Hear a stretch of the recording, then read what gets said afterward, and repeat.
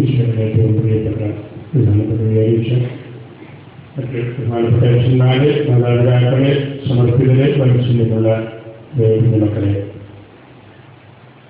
നമ്മുടെ ഇടവക പള്ളിയുടെ സമൂഹത്തിൻ്റെ മധ്യസ്ഥയായ മറിയം മഗ്ദലനായുടെ തിരുനാള് നമ്മൾ ആഘോഷിക്കുകയാണല്ലോ. നൂറ്റാണ്ടുകളായിട്ട് സാർവത്രിക സഭയിൽ പരിചയമുള്ള ഒരു തിരുനാളാണ് ജൂലൈ 22-ാം തീയതി മറിയം മഗ്ദലനായുടെ ഓർമ്മയായിട്ട് കൊണ്ടാടുന്നത്. പൗരസ്ത്യ സഭകളിലെ അപൂർവമായ രൂപതകളിലും സാഹചര്യങ്ങളിലും മാത്രമേ മറിയം മഗ്ദലനായുടെ ഇടവക സമൂഹങ്ങൾ നമ്മൾ കാണുന്നുള്ളൂ. അങ്ങനെ നോക്കുമ്പോൾ എല്ലാം കൊണ്ടും വളരെ ഭാഗ്യം ലഭിച്ച ഒരു ഇടവക സമൂഹമാണ് നമ്മൾ പറയുന്നത്. ഫ്രാൻസിലും ഇംഗ്ലണ്ടിലുമാണ് മറിയം മഗ്ദലനായുടെ പേരിലുള്ള ദേവാലയങ്ങൾ വളരെ കൂടുതലുള്ളത്. ഇംഗ്ലണ്ടിൽ തന്നെ 300-ലധികം ദേവാലയങ്ങൾ മറിയം മഗ്ദലനായുടെ പേരിലുള്ളതാണ്. നമ്മളെല്ലാവരും കേട്ടിട്ടുണ്ടല്ലോ, ഇംഗ്ലണ്ടിലെ പ്രസിദ്ധമായ 2 സർവകലാശാലകൾ, ഓക്സ്ഫോർഡും കേംബ്രിഡ്ജും. ആ 2 സർവകലാശാലകളിലെയും പ്രധാനപ്പെട്ട ഓരോ വലിയ ഫാക്കൽറ്റിയുടെ പേര് മറിയം മഗ്ദലനായുടെ ഇതാണ്. അവര് ആത്മീയ രംഗങ്ങളിൽ മാത്രമല്ല, വിദ്യാഭ്യാസ രംഗങ്ങളിൽ, രാഷ്ട്രീയ സംവിധാനങ്ങളിലൊക്കെ മറിയം മഗ്ദലനായുടെ പേര് ശാശ്വതമായിട്ട് കാത്തുസൂക്ഷിക്കുന്ന വലിയ താല്പര്യം കാണിക്കുന്നവരാണ്. വേദപുസ്തകത്തിലെ മഗ്ദലനായിലെ മറിയത്തിന് വലിയൊരു പ്രാധാന്യമുണ്ട് എന്ന് നമുക്കറിയാം.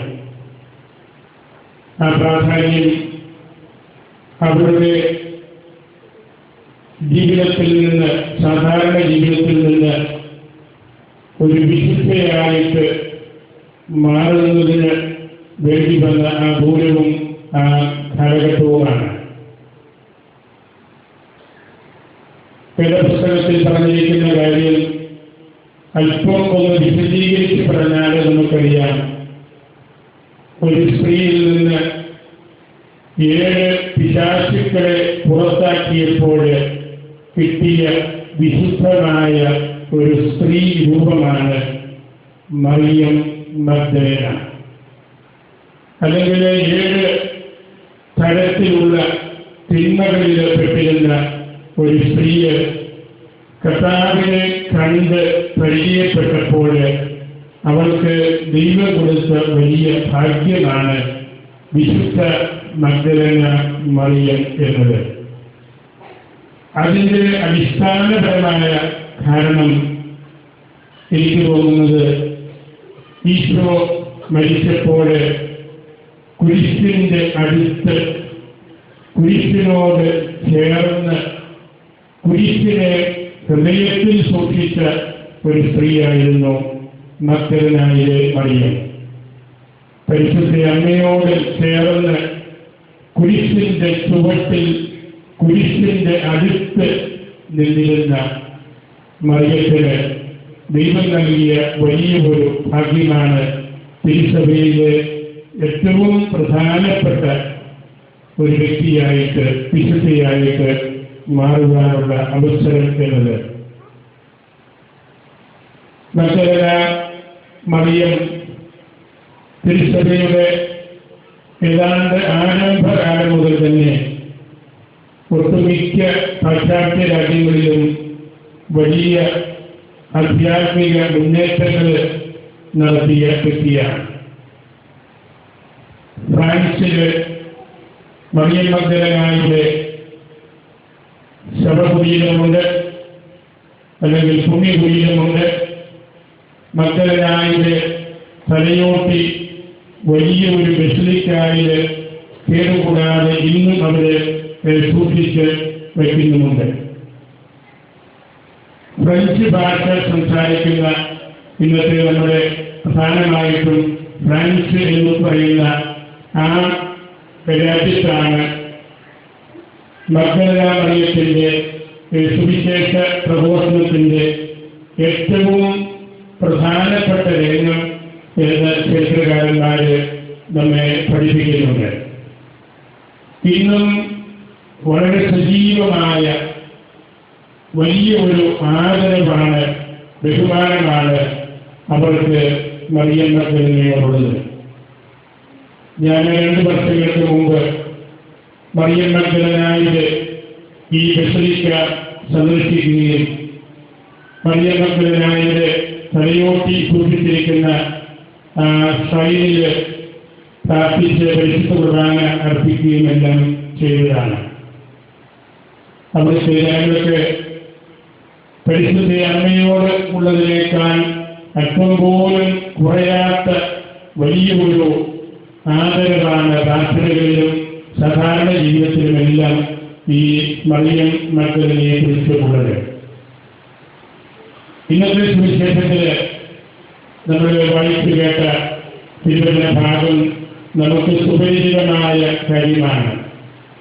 ഈശോയുടെ കുരിശുമരണ ശേഷം ഈശോയുടെ കബറടക്കം കഴിഞ്ഞ് അന്ന് സാപത്ത് ദിവസമായതുകൊണ്ട് ഈശോയുടെ ശരീരത്തിൽ തൈലം പൂശി വേണ്ട ആദരവ് കാണിക്കാനായിട്ട് ജനങ്ങൾക്ക് സൗകര്യം കിട്ടാതെ പോയത് അത് തിരുത്താൻ വേണ്ടി ഭക്തസ്ത്രീകള് മഗ്ദലനായുടെ നേതൃത്വത്തിൽ കബറടക്കത്തിലേക്ക് പോകുന്ന ആ ഒരു പശ്ചാത്തലം. അവിടെ വെച്ച് ഈശോ പ്രത്യക്ഷപ്പെട്ട് മഗ്ദലനായിലെ മറിയത്തോട് പറയുന്ന കാര്യം കരയേണ്ട എന്ന വലിയൊരു സാന്ത്വന വാക്കാണ്. ഒരുപക്ഷെ ജീവിതത്തിലെ ഒരുപാട് അവസരങ്ങളിൽ നമ്മളെല്ലാവരും കരഞ്ഞിട്ടുണ്ട്. രോഗം വരുമ്പോൾ, പ്രിയപ്പെട്ടവരെ മരിക്കുമ്പോൾ, അല്ലെങ്കിൽ താല്പര്യപൂർവ്വം കാത്തു സൂക്ഷിക്കുന്ന കാര്യങ്ങൾ നഷ്ടപ്പെടുമ്പോൾ, പ്രതീക്ഷിക്കുന്ന കാര്യങ്ങൾ എത്തിപ്പിടിക്കാൻ സാധിക്കാതെ വരുമ്പോൾ, വിമർശനങ്ങൾ ഉണ്ടാകുമ്പോൾ, അനൈക്യങ്ങൾ ഉണ്ടാകുമ്പോഴൊക്കെ പലപ്പോഴും നമ്മൾ ഭയപ്പെടാറുണ്ട്. പക്ഷേ ഈശോ നേരിട്ട് പറഞ്ഞ ഒരു കാര്യം ഭയണ്ട, അത് വലിയ ഒരു സാന്ത്വനമാണ്. ഈശോ നേരിട്ട് പ്രത്യക്ഷപ്പെട്ട് മറിയം മഗ്ദലനായോട് പറഞ്ഞ ആ കാര്യം ഞാൻ വിചാരിക്കുന്നത് ലോകാവസാനം വരെ ഏറ്റവും പ്രസക്തമായ ഒരു കാര്യമായിരിക്കും. അതിൻ്റെ അർത്ഥവും നമുക്കറിയാം. ജീവിച്ചിരിക്കുന്നവരെ മരിച്ചവരുടെ ഇടയിൽ അന്വേഷിക്കരുത്. പലപ്പോഴും നമ്മൾ ജീവിതത്തിൽ വേണ്ട തിരിച്ചറിവില്ലാതെ പല കാര്യങ്ങളും അന്വേഷിക്കുന്നതും കണ്ടെത്തുന്നതും അതുപോലെയാണ്. മറിയം വിചാരിച്ചിരുന്നത് ഈശോ മരിച്ച് കല്ലറയിൽ അങ്ങനെ കിടക്കുകയാണ്, അതന്വേഷിച്ചാണ് അവർ വന്നത്. അവളോടാണ് ഈശോ പറയുന്നത്, അല്ലെങ്കിൽ ആ സന്ദേശത്തിന്റെ അർത്ഥം ജീവിച്ചിരിക്കുന്നവരെ മരിച്ചവരുടെ ഇടയിൽ അന്വേഷിക്കരുത്. അവിടെ കർത്താവ് മറിയത്തെ പേര് ചൊല്ലി വിളിക്കുന്ന ആ സന്ദർഭം, മറിയം എന്ന് ഉത്ഥാനത്തിന്റെ ശേഷം ഈശോ ആദ്യമായിട്ട് ഉച്ചരിച്ച വാക്കായിരിക്കും. ആ വാക്കിന്റെ പൊരുള് പെട്ടെന്ന് തിരിച്ചറിയാൻ അവർക്ക് സാധിച്ചില്ലെങ്കിലും ആ പേര് വിളിച്ചത് കേട്ടപ്പോൾ അവർക്ക് കാര്യം മനസ്സിലായി തുടങ്ങി. എബ്രായ ഭാഷയിൽ റബോനി, ഗുരുനാഥ എന്ന് അവൾ തിരിച്ച് കർത്താവിനെ വിളിക്കുന്നതിൻ്റെ കാരണവും അതാണല്ലോ. മറിയം എന്ന ആ ഒറ്റ പേരുവിളിയിൽ നമ്മൾ വലിയ സുവിശേഷ പ്രഘോഷകയായി മാറി. വേദപുസ്തകം ശരിക്കും പഠിച്ചാൽ നമുക്ക് മനസ്സിലാകും, ഏറ്റവും ആദ്യം സുവിശേഷവൽക്കരണം, സുവിശേഷം ലോകത്തെ അറിയിക്കുന്നത് മറിയം മഗ്ദലനയാണ്. ഞാൻ ഉദ്ധിതനെ കണ്ടു, അതാണല്ലോ സുവിശേഷവൽക്കരണത്തിന്റെ കാതല് അല്ലെങ്കിൽ ഏറ്റവും പ്രധാനപ്പെട്ട കാര്യം. ഉദ്ധാനം ചെയ്ത ഈശോയെ കുറിച്ച് മറ്റുള്ളവരോട് പറയുക. ഞാൻ ഉദ്ധിതനെ കണ്ടു എന്ന് കർത്താവിന്റെ സ്നേഹിതന്മാരോട് ആദ്യം പോയി പ്രസംഗിക്കാനുള്ള അവസരം ലഭിച്ചത് മറിയം മഗ്ദലനയ്ക്കാണ്.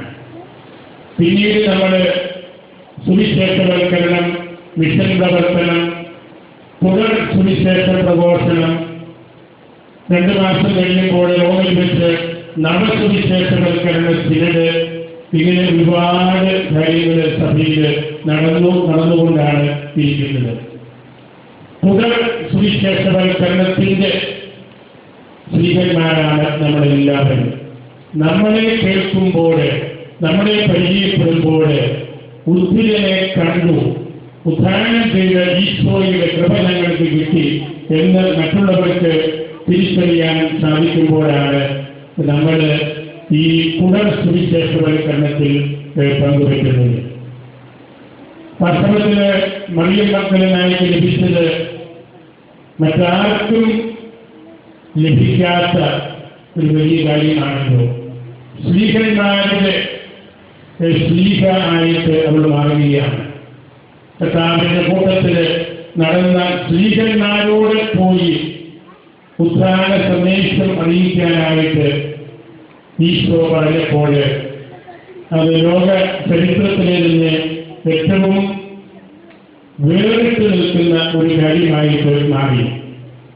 ആ തിരുവചനത്തെ കുറിച്ച് 16-ാം നൂറ്റാണ്ടിൽ ജീവിച്ചിരുന്ന ഫ്രഞ്ചുകാരനായ ഒരു കർദിനാള് ഫ്രാൻസിൽ നടത്തിയ ഒരു പ്രസംഗത്തിന്റെ പ്രസക്തമായ ഏതാനും വാക്യങ്ങൾ ഇപ്രകാരമാണ്: കർത്താവേ, ഉദ്ധാനത്തിലൂടെ നീ നവജീവൻ പ്രാപിച്ചപ്പോൾ നിന്റെ അനശ്വര നേത്രങ്ങളുടെ ആദ്യ നോട്ടം പതിഞ്ഞത് മഗ്ദലനായിയെ മറിയത്തിന്റെ മേലായിരുന്നല്ലോ.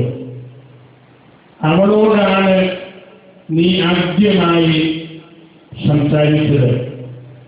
അവളുടെ പേരാണ് ഉദ്ധിതനായ നീ ആദ്യം ഉരുവിട്ടത്. അവളെ ഒരു സ്ത്രീഹ ആക്കിക്കൊണ്ട് അവളുടെ ജീവിതത്തെ നീ മാറ്റി മറിച്ചുവല്ലോ. നിത്യജീവന്റെ സ്ത്രീഹയാക്കി നീ അവളെ മാറ്റി, മഹത്വത്തിന്റെ സ്ത്രീഹയാക്കി മാറ്റി, സ്ത്രീഹന്മാരുടെ എല്ലാവരുടെയും സ്ത്രീഹയാക്കി മാറ്റി. നീ അവളെ ലോകത്തിന്റെ വെറുമൊരു സ്ത്രീഹ ആയിട്ടല്ല, പ്രത്യേക ലോകത്തിന്റെ സ്ത്രീഹന്മാരുടെ സ്ത്രീഹായും സാർവത്രിക സഭയുടെ അടിത്തറയുമായി മാറ്റിയല്ലോ. അദ്ദേഹം അന്ന് 16-ാം നൂറ്റാണ്ടിലെ 1627 നടത്തിയ പ്രസംഗത്തിന്റെ ഒരു ഭാഗമാണ്. മറിയം മഗ്ദലനായിക്ക് സ്ത്രീഹന്മാരുടെ ഇടയിൽ സഭയുടെ പൊതുപ്രവർത്തനങ്ങളിൽ, പാശ്ചാത്യ പൗരസ്ത്യ സഭകളിൽ അവിടെ എങ്ങനെയാണ് കാണേണ്ടത് എന്നതിൻ്റെ എല്ലാം കൃത്യമായ ഒരു ഉത്തരം തന്നെ അത് നൽകുന്നുണ്ട്. എനിക്ക് തോന്നുന്നത് ഇന്നത്തെ ഭാഷയിൽ പറഞ്ഞാൽ മഗ്ദലന മറിയമായിരുന്നു ഏറ്റവും നല്ല ന്യൂസ് റീഡർ. പീക്ക് അവറിൽ ന്യൂസ് വായിച്ച ആദ്യത്തെ ന്യൂസ് വായിച്ച വ്യക്തി അവരാണ്. പീക്ക് അവർ എല്ലാവർക്കും ദൃശ്യ മാധ്യമങ്ങൾ കാണുന്നതിന് അല്ലെങ്കിൽ ശ്രമിക്കുന്നതിനുള്ള ആ പ്രൈം അവറാണ്. നമ്മുടെ ജീവിതത്തിലൊക്കെ അങ്ങനെയാണല്ലോ. ഏതെങ്കിലും നല്ല മണിക്കൂർ നമ്മൾ നോക്കിയിരിക്കുന്നു, നല്ല ആളുകൾ സംസാരിക്കുന്നത് കേൾക്കാനായിട്ട്. കർത്താവിന്റെ സ്ത്രീകന്മാര് എല്ലാവരും ഒന്നിച്ച് ആയിരുന്നപ്പോൾ അവനോട് ഏറ്റവും ആദ്യമായിട്ട് ന്യൂസ് കൊടുത്ത വ്യക്തി മറിയം മഗ്ദലേനയാണ്. ഞാൻ കർത്താവിനെ കണ്ടു, അതിനേക്കാൾ നല്ല ഒരു ന്യൂസ് ലോകത്തിന് കൊടുക്കാൻ എന്താണുള്ളത്. പീക്ക് അവറിൽ ഏറ്റവും ശ്രേഷ്ഠമായ ന്യൂസ് വായിച്ച മഗ്ദലേനയിലെ മറിയം ഏറ്റവും നല്ല ഒരു കമ്മ്യൂണിക്കേഷൻ, ഒരു സമ്പർക്കം ലോകവുമായിട്ട് നടത്തിയ വ്യക്തിയാണ്. ആ ന്യൂസ് വായനയുടെ തുടർച്ചയാണ് എല്ലാ ദേവാലയങ്ങളിലും നടക്കുന്ന സുവിശേഷ പ്രസംഗങ്ങൾ. എല്ലാ പ്രസംഗങ്ങളും അതാണ്. ഉദ്ധാനം ചെയ്ത ഈശോയെ കുറിച്ച് ലോകത്തെ അറിയിക്കുവാൻ, ലോകത്തോട് സംസാരിക്കുവാൻ ഉള്ള ആ താല്പര്യം, അത് അതിൻ്റെ പ്രസക്തമായ സമയത്ത് എല്ലാവർക്കും അത് മനസ്സിൽ തട്ടത്തക്ക രീതിയിൽ നമ്മൾ കൊടുക്കുമ്പോഴാണ് അത് ഉപകാരപ്പെടുന്നത്. അതുകൊണ്ടാണല്ലോ ആ ന്യൂസ് കേട്ട എല്ലാ സ്ത്രീകന്മാരും കർത്താവിന്റെ കബറിലേക്ക് ഓടി എത്തി കണ്ട് വിശ്വസിച്ചു. അതായിരുന്നു ആ ന്യൂസ് വായനയുടെ പ്രത്യേകത. അതുകൊണ്ട് മറിയം മഗ്ദലേന ക്രിസ്തീയ പൈതൃകത്തില് ശരിക്കും പറഞ്ഞാൽ സ്ത്രീകന്മാരുടെ എല്ലാം മുകളിൽ നിൽക്കുന്ന ഒരു ക്രൈസ്തവ പാരമ്പര്യം നൽകിയവരാണ്. കുരിശിന്റെ ചുവട്ടിൽ കുരിശിനോട് ചേർന്ന് നിന്ന് സഭയെ ജയിപ്പിച്ചവരാണ്. ഈശോ ഉദ്ധാനം ചെയ്യുമെന്ന് ലോകത്തോട് ആദ്യം പറഞ്ഞ് ആദ്യ സുവിശേഷവൽക്കരണം നടത്തിയ വ്യക്തിയാണ്. അത് നമ്മെ സംബന്ധിച്ച് 2000-ലധികം വർഷങ്ങൾ പരിചയമുള്ള സുവിശേഷത്തിലെ ഒരു വ്യക്തിയുടെ ആ നാമധേയത്തിൽ നമ്മൾ ഒന്നിച്ചു കൂടുമ്പോൾ നമ്മളുടെ ഹൃദയങ്ങൾക്ക് കൂടുതലായിട്ടുള്ള ഉണർവും ഉന്മേഷവും എന്നും ഉണ്ടാകണം.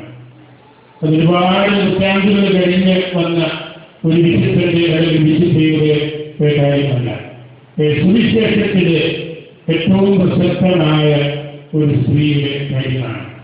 ഇന്ന് സ്ത്രീ സമത്വത്തെക്കുറിച്ച്, സ്ത്രീ സ്വാതന്ത്ര്യത്തെക്കുറിച്ച്, സ്ത്രീ സംരക്ഷണത്തെക്കുറിച്ച് എല്ലാം ലോകം സംസാരിച്ചുകൊണ്ടിരിക്കുന്ന ഒരു കാലഘട്ടമാണല്ലോ. സ്ത്രീകൾ എല്ലായിടത്തും സംസാര വിഷയമാണ്. നമ്മളുടെ സഭയിലും അതെ, നമ്മളുടെ എല്ലാ രംഗങ്ങളിലും, പള്ളിയുടെ കാര്യത്തില്, പള്ളി കമ്മിറ്റിയില്, ഫിനാൻസ് കമ്മിറ്റിയില്, ഇടവക പ്രവർത്തനങ്ങളിലൊക്കെ സ്ത്രീകൾക്ക് ഉചിതമായ പ്രാധാന്യം വേണം എന്ന് പറയുന്ന ഒരു കാലഘട്ടത്തിലാണ്. അതുകൊണ്ട് മറിയം മഗ്ദലേനയെ പുനർവായിക്കേണ്ട ഒരു കാലഘട്ടം കൂടിയാണിത്. സ്ത്രീകളുടെ മഹത്വം എത്ര വലുതാണ് എന്ന് എടുത്തു കാണിക്കുവാനായിട്ട്, സ്ത്രീ സ്വാതന്ത്ര്യത്തെക്കുറിച്ച് പറയുവാനായിട്ട്, സ്ത്രീകളുടെ പുരുഷന്മാരുമായിട്ട് താരതമ്യം ചെയ്യുമ്പോൾ സമത്വത്തെക്കുറിച്ച് പറയാനായിട്ടല്ല, മറിയം മഗ്ദലേനയെ വീണ്ടും നമ്മൾ പഠിച്ച് വായിച്ച് പുനർവ്യാഖ്യാനിക്കേണ്ടതായിട്ടുണ്ട്. ലോകാവസാനം വരെയുള്ള ഏതൊരു സ്ത്രീയുടെയും സംതൃപ്തമായ സ്വാതന്ത്ര്യത്തിന്റെ പ്രതീകമായിരിക്കണം മറിയം മഗ്ദലേന. 7 തിന്മകളെ മാറ്റിക്കളഞ്ഞപ്പോൾ, 7 പിശാചുക്കളെ പുറത്തേക്ക് കടത്തിവിട്ടപ്പോൾ അവിടെ അവിശേഷിച്ച ആ സ്ത്രീ രൂപം, അതാണ് മറിയം മഗ്ദലേന. ആ മറിയത്തെയാണ് 2000 വർഷങ്ങളായിട്ട് സഭ ഉയർത്തി കാണിക്കുന്നത്. ഏതൊരു നല്ല സ്ത്രീയും കാണിക്കുന്നത് അതായിരിക്കണം. പരിശുദ്ധമായ ആ സ്ത്രീത്വത്തോടുള്ള ആ വലിയൊരു ആദരവ്. ഭാരതീയ സംസ്കാരത്തിൽ അമ്മ സ്ത്രീയെ ദൈവവും കൂടിയാണ്. അങ്ങനെ നമുക്ക് രണ്ട് അർത്ഥത്തിൽ ഭാരതീയർ എന്ന നിലയിലും ക്രൈസ്തവർ എന്ന നിലയിലും മറിയം മഗ്ദലനായുടെ ആധ്യാത്മിക ജീവിതത്തിന്റെ ആ അകക്കാമ്പ് കൂടുതലായിട്ട് തിരിച്ച് അറിയാനായിട്ട് സാധിക്കണം.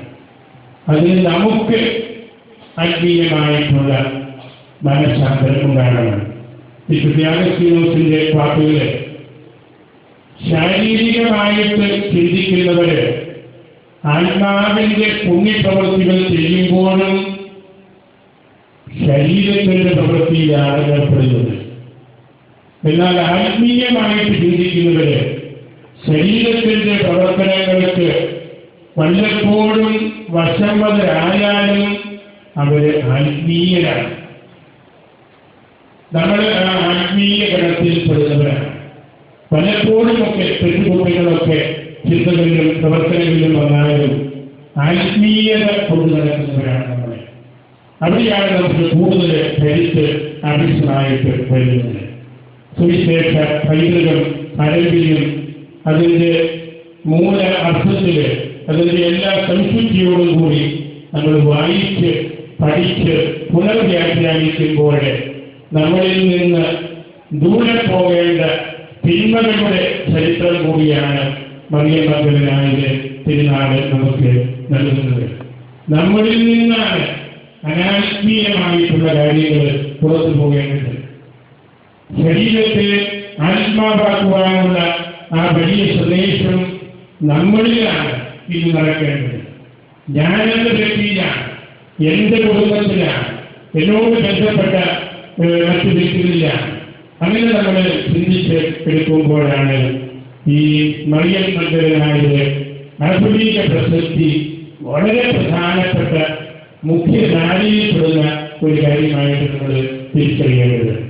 അത്തരത്തിലുള്ള ഒരു വലിയ ആത്മീയ ആവേശത്തിന്റെ ഒരു തുടക്കം നമുക്ക് ഇന്ന് ഇവിടെ കുറിക്കണം. ഈ തിരുനാള് നമ്മൾ ആഘോഷിക്കുമ്പോൾ വളരെ അപൂർവ സ്വഭാവത്തോടു കൂടിയ ഈ വിശുദ്ധിയുടെ വളരെ ചുരുക്കമായിട്ട് മാത്രം സ്വതപ്രകാരം നമ്മൾ കണ്ടുമുട്ടുന്ന ഈ ഇടവക മധ്യസ്ഥയുടെ ആ തിരുനാള് നമ്മളിൽ കത്തിപ്പടരുന്ന ഒരു ആത്മീയത ഉണ്ടാക്കണം. നമ്മുടെ ചിന്തയിൽ നിന്ന് ദൈവത്തെ മുഖാഭിമുഖം കാണുവാനുള്ള ഒരു യാത്രയായിരിക്കണം. ഈശോ നമ്മോട് സംസാരിക്കുന്നത് നമുക്ക് കേൾക്കണം. മറിയത്തിന് രക്ഷപ്പെടാൻ സാധിച്ചത് ഈശോ പറഞ്ഞ വാക്ക് കേട്ടു. മറിയം എന്ന് വിളിച്ചപ്പോൾ ഈശോയാണ് വിളിച്ചത്, സംസാരിച്ചത് എന്നവർക്ക് മനസ്സിലായി. നമ്മൾ സുവിശേഷ പ്രസംഗങ്ങൾ കേൾക്കുമ്പോൾ, ദൈവവചന പ്രഘോഷണങ്ങൾ നടത്തുമ്പോൾ ഈ സ്വരമാണ് നമ്മൾ കേൾക്കുന്നത്.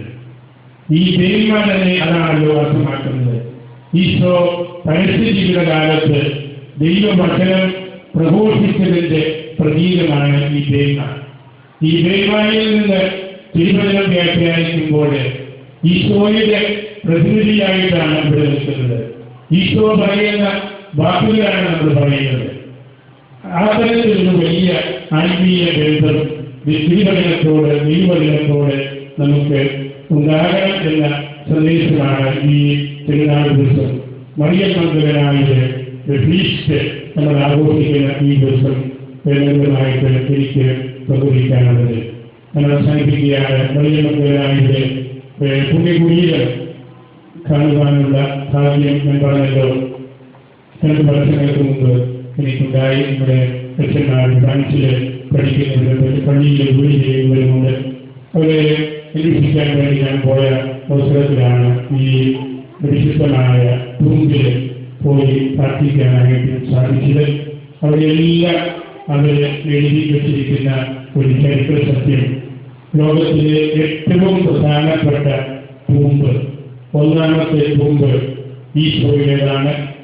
രണ്ടാമത്തെ തൂമ്പ് വിശുദ്ധ പത്രോസിൻ്റെതാണ്. മൂന്നാമത്തെ തൂമ്പ് മറിയം മഗ്ദലനായുടേതാണ്.